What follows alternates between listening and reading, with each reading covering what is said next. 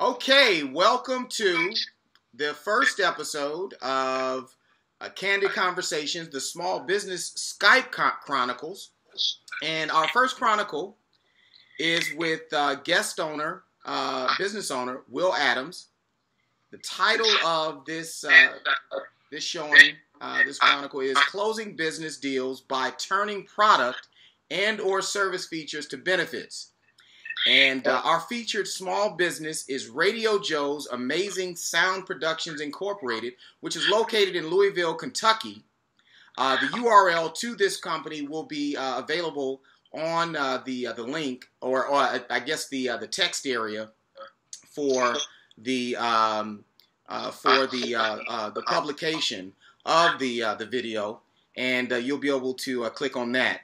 To go to this company's website and see exactly what they do. But essentially, what we want to do is let's first go into the details of who Will Adams, the guest owner, is, and then take a deep dive into what it is that he does for small business and business in general, and some of the advice and ideas that he has for how small businesses can better portray their business models in the marketplace, government contractor or not, and do so in a manner that allows them to essentially close deals effectively, but at the same time be in a position to where they're forming relationships. Now, a little bit about Will Adams. Will Adams is a commercial voiceover artist located in Louisville, Kentucky. He has voice series for Discovery Channel. He's done narration for the United States Army, my alma mater, as well as countless commercial projects for the likes of Old Milwaukee, Kentucky Fried Chicken, Free Credit Report, Churchill Downs, Smith & Wesson, M&P, Ford, and Caesars Casinos. And he also is an in-demand voice coach, something that we're going to touch on in our discussion this afternoon.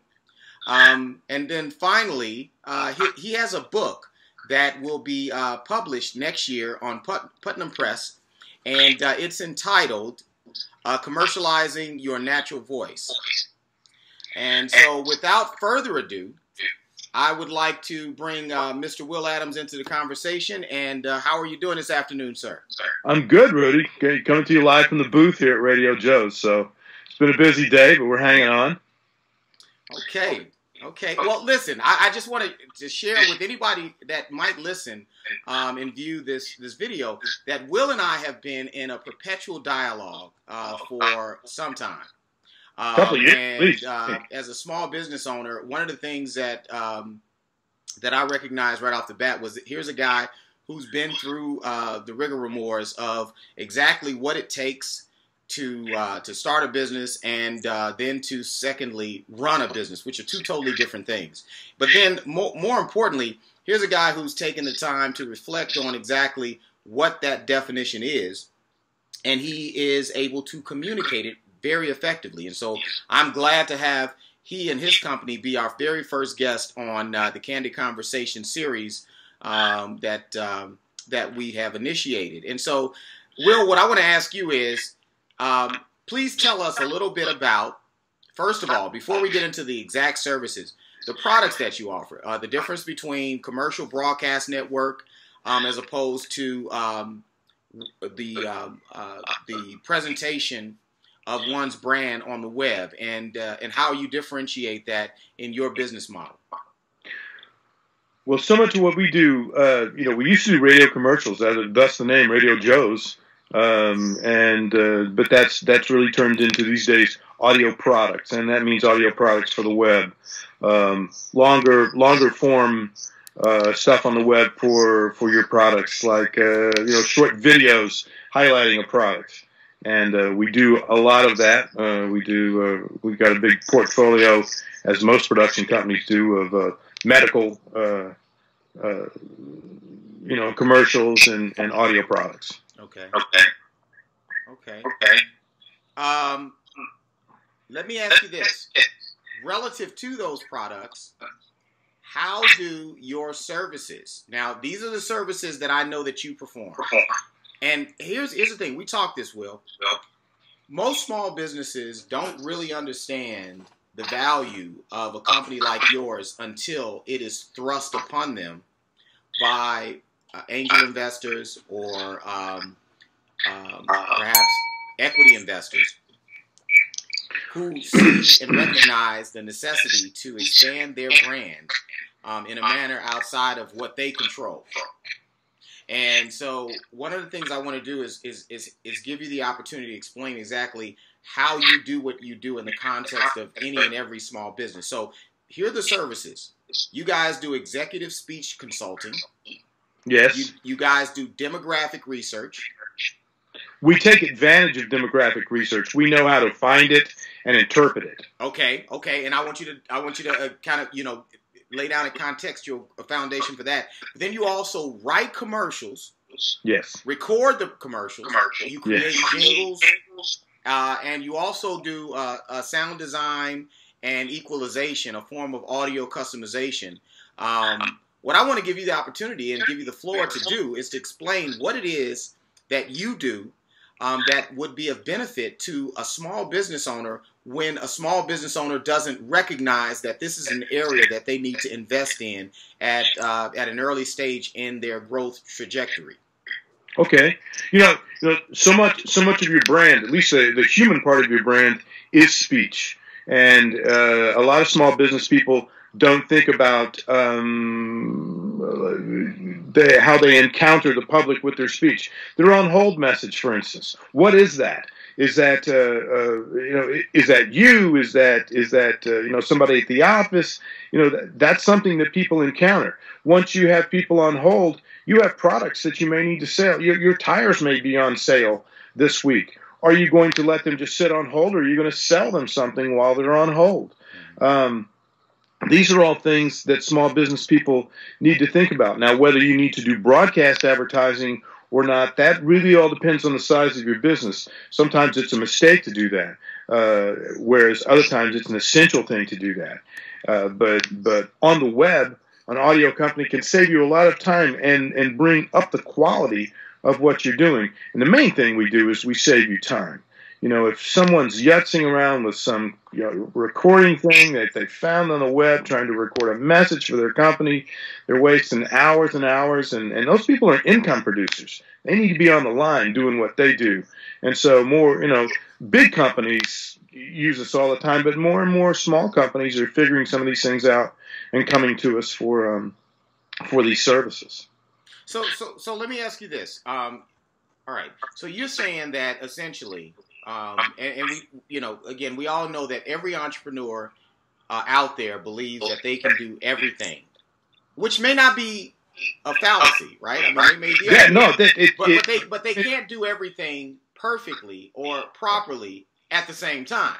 That's the problem that most smalls and entrepreneurs have, or the leadership of most smalls have. And so what you're saying is that you guys represent a value proposition to a firm that says if you are able to rationalize the idea of market penetration and the true outcome of your efforts as opposed to simply doing it for the sake of doing it. For instance, we think that, we have to put a website up. We have to put some sort of commercial presentation out there for people to come. But we never measure or never think to measure exactly what the reciprocal outcome is going to be. What you're saying is that you guys as a profession, your goal is to make money or to generate capital or to increase revenues for firms as a result of your services, yes? Yes. I mean, you should as a reasonable prospect, you should make at least $3 on every dollar you spend on advertising. At least $3. If you're not making, you spend $1,000 on advertising and you don't have $3,000 to show for it, something's not working, and it needs to be examined. It doesn't necessarily mean your advertising is bad. It just may be in the wrong place, or maybe your advertising's in the right place, but the commercial's bad. but something needs to be examined. But that's a basic bar that anybody who's buying media, whether it's magazine, radio, TV, whatever, spend $1,000, I better have $3,000 to show for it, or something's not working. Exactly, and again, we're talking about this. This also helps out, and I'm not sure if you know about this, but essentially, like within each of at the federal level, government contractors, at each of the social economic levels, they have to submit a business plan. Particularly one program in particular, the SBA 8A program, on an annual basis, they have to submit a business plan that defines how they're going to market to the federal government or their marketplace. And when they get into it, the SBA 8A program is a 9-year program.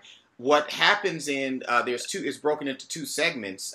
There's a 4-year, inaugural period, but then there's a transitional period in which you are expected to not only pursue government contracts, but also private sector contracts. Mm-hmm. And one of the things that you have to submit on an annual basis is a business and marketing plan. Right. And as part of that marketing plan, one of the things that I think, and I do know that they share this information with banking institutions, that they are, for instance, if you're looking for additional funding, things of that nature, what they're doing is, if they're doing it right. Now, there are a lot of, there are a lot of district offices across the country that may not follow this procedure. But what they're supposed to do is read the business plans and marketing plans, first off, and then secondly, look at them and find the points of nexus between what they're trying to accomplish and getting these things funding. And so one of the things that you're talking about is exactly that, which is, again, when you're talking about market exposure, the idea behind many of the federal government socioeconomic programs is to get small businesses initiated into the marketplace by virtue of these programs, but get them off of the proverbial government tit and get them self-sufficient with a balanced portfolio of both government and private sector contract opportunities. One of the things that affords that is what you offer, right? So now what I'd like to do is segue into the question set that speaks directly to the executive management of most small businesses, and that is to ask you the question, how and in what manner do you consult with executives of small businesses? What do I do for small businesses? How do you consult with them? I asked you this question. One of the things, okay, so here's what you gave me in our offline conversation, and I was taking some good notes, right? You said that you taught them to read out loud. You spoke to the fact that there's 2 voices. Talk to us a little bit about that. That's a thing that is difficult for people to do. We recorded so many people that weren't, professionals, and we'd get them in the booth, and and it'd sound great before they went into the booth, and then they'd come into the booth, and they would be all stiff, and we searched for years. Why does that happen? Are they nervous? We thought maybe they were nervous, but it wasn't that. As it turns out, people just can't read out loud in a conversational voice. They just can't do it.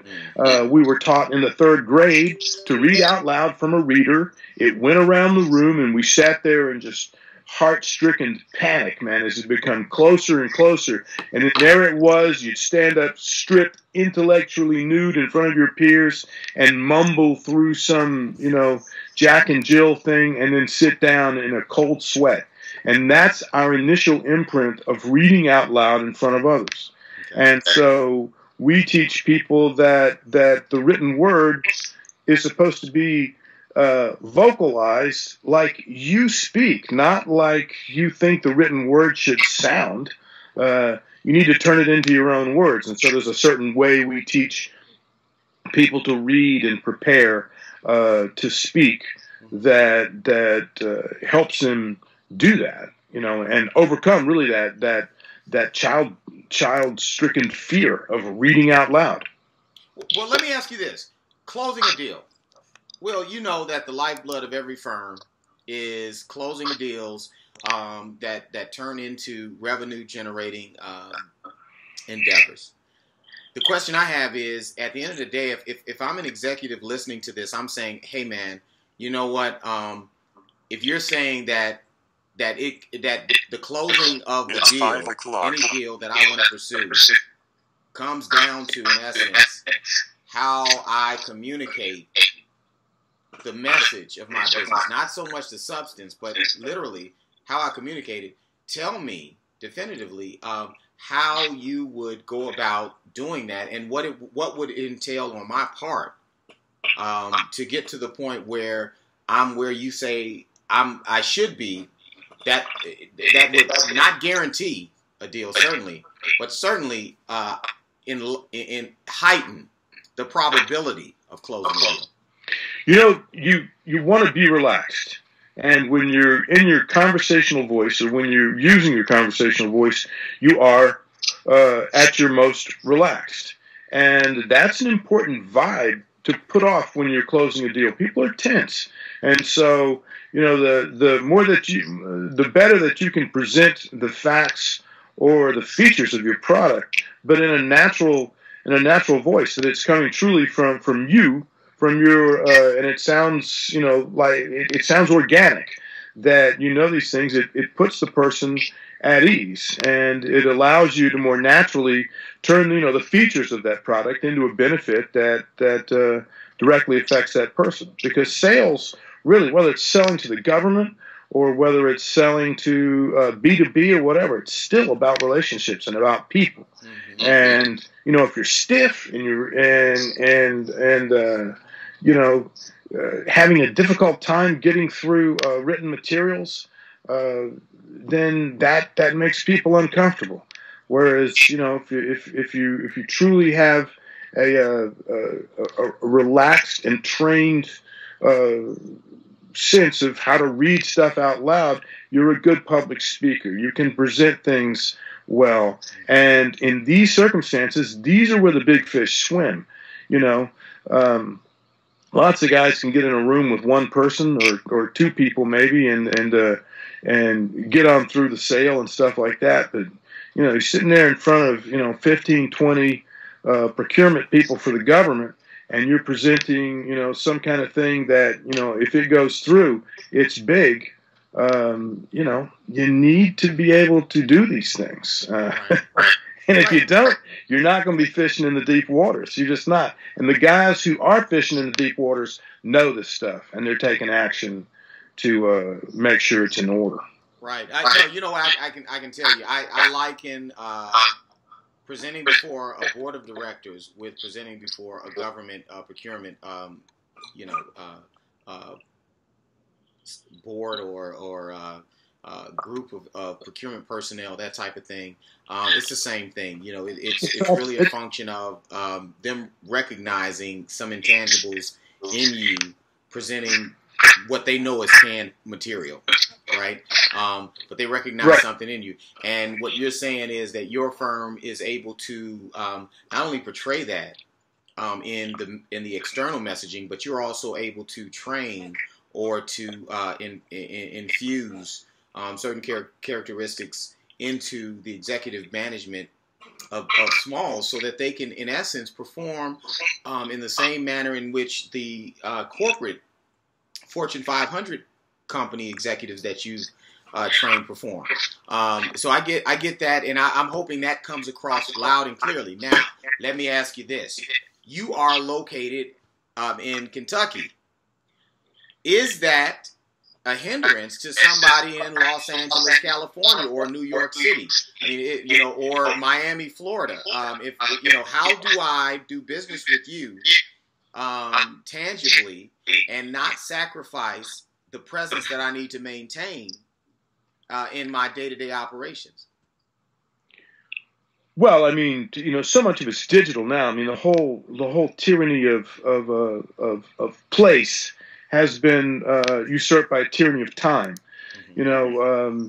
Why should you go to one place or another for this sort of thing? You can do it, directly, digitally, just, you know, no transportation, no lost time, none of that stuff. We're sitting here face to face having a conversation. These coaching can take place in the same manner. There's no need to really be in a place. It has to do with time. You may want it today. You may need it this week. You know, you don't want to fly somewhere and get it done. Right. You know, and so. Basically, right now, right, you and I talking. If I wanted to consult with you, right, and I wanted to get the benefits of your tutelage, I could do that via this medium, something very similar to this, right? Where we're talking via video conference, and you're confident that you could convey all of the same ideas and same capabilities that you would if I was sitting there right next to you.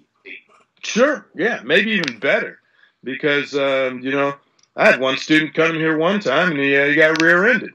You know, he got hurt. I mean, he was okay eventually, but it took like 6 weeks. Where it could have been on Skype, you know, at least he'd have his truck. Right. You know, right. So, well, no, we know the time saver. Listen, I'm saying, and you know, listen, the folks that we're talking to are not stupid. I mean, I'm saying a lot of the obvious so that I can pull out the obvious. The fact is that now more than ever, time matters. Time is the one premium that none of us have as much as we'd like to have, nor will we ever have as much as we'd like to have of. And so what I'm trying to convey is that essentially, you know, our audience has the ability to have a coach to some degree that can also serve as a catalyst for the message, their ultimate business message. So it's basically a cradle to grave type service offering, and that's why I thought talking to you was so important, because one of the things, and we've got a guest coming on next week that does something akin to what you do, but in a more subtle manner, insofar as helping small business owners to hone and develop their executive acumen. You know, it's important that you invest as an executive as much into yourself as you do into your business, because you are the poster child for your business. When people buy your business, make no bones about it, they're buying you, because you are the representation of that outside of the external marketing and that type of thing. And so one of the things that I wanted to do was point out the fact that you guys, with your business model, which is very unique, offer the ability to not only help the executive to develop and hone his or her skill set from a communicative standpoint, but also, by extension, develop a business brand that exemplifies the same. And so what you have here is a continuity between the two. And what Will essentially, correct me if I'm wrong, what you're saying is, listen, in this day and time, we can do both, and we can do both quite economically, which brings me to my next question. So, you know, what is the time frame of an average engagement with your firm if I'm an executive wanting to procure your services, and what is the average cost model of that? You know, costs can vary all depending on, you know, where we're going. If I'm having to go somewhere, which is not uncommon, you know, KFC for you know, if some Fortune 5 says come here, you as a small business go there. You start packing right then. Right. You're just glad they called.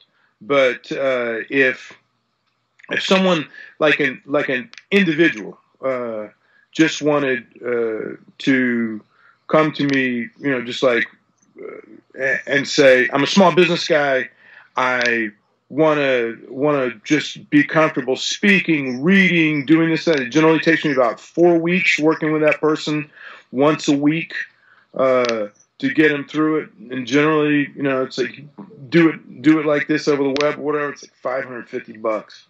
And that's not bad. Now, if you're talking about big corporations, obviously, day rates and all kinds of complexities apply, all depending on, what we're working on, for them, whether we're saving them, 20 seconds a day on 200,000 drive-through transactions. That's not going to be $550. Well, and let me say, well, listen, honestly, it makes sense to me on all points that you would look at what the economic benefit is to the business that you're assisting, right? And let that drive the cost of what you're doing. So, listen, if I know that what I'm about to do for you is going to make you $100 million, you better believe I'm going to charge you a nice percentage of that. And if you didn't, I would think you a bad businessman. So I get it. But what you're saying is that you will work with smalls. You'll meet them where they are, and you come up with some mutually beneficial economic strategy on payment and that type of thing. And I think that's really, at the end of the day, because we don't know who's going to call you as a result of this video. There could be some smalls that, if they're smart enough, they're very early in their growth trajectory. But then, of course, there's also those that are mature and they can afford it, afford to pay a full rate. But ultimately, what I do know about Will Adams is that he understands that smalls have to start somewhere. And so what you'll get with his firm, as opposed to most other firms out there that may do something similar to what he does, is you're going to get a kindred spirit from a small business and entrepreneurial mindset. He understands where you started because he started at the same place. So one of the things I wanted to give you an opportunity to close on was to, of course, we're going to put all this information out on the public when we publish the video. But I want to give you the opportunity to tell everyone out here how to contact you. Give them your information, your URL, the whole 9 yards, whatever you want to say, before we close. Well, you can contact us at radiojoe.net. That is our website. We've been up on the web for, I think, since 1997. We were one of the first, commercial audio companies to do that. And you can go to info@radiojoe.net or will@radiojoe.net. You can contact me directly. And,